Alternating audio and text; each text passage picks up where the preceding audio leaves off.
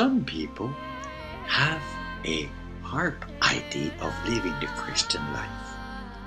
Seeing talented, successful Christian, they attempt to imitate them. For them, the grass on the other side of the fence is always greener.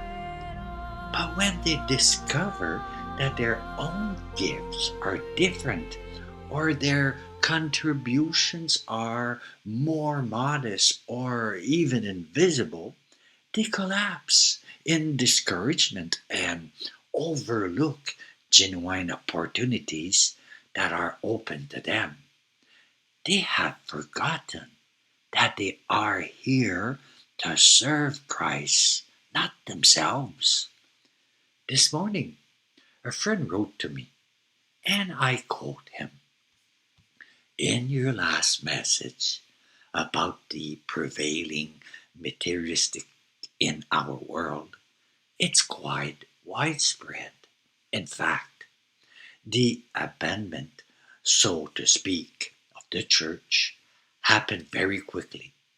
It all started around 1965 when a lot of things were happening, like Vatican II, of course, but also widespread protest in France in 1968, the creation here of the Ministry of Education, Expo 67, the great hippie happening in the US, Woodstock, and so on.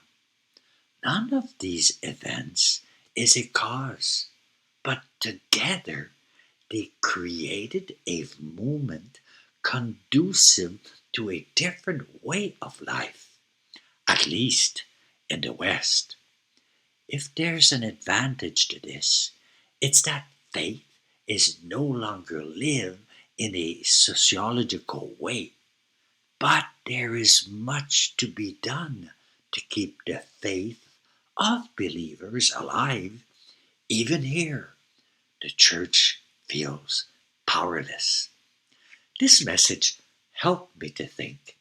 First, I like what Paul the Apostle says: "None of these things move me," materialistic world, etc. Few men suffered as Paul did, yet he learned how to live above his circumstances. What we as Christians have to keep in mind is you are here to serve Christ, not yourself. This is the real faith. God does not promise us an easy life, free of trouble, trials, difficulties, and temptations. He never promised that life be perfect. He does not call his children to a playground, but to a battleground. In the midst of it all, when we serve Christ, we truly discover that the joy of the Lord is our strength.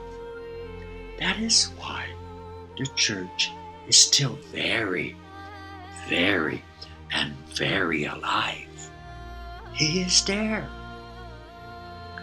Have a great day.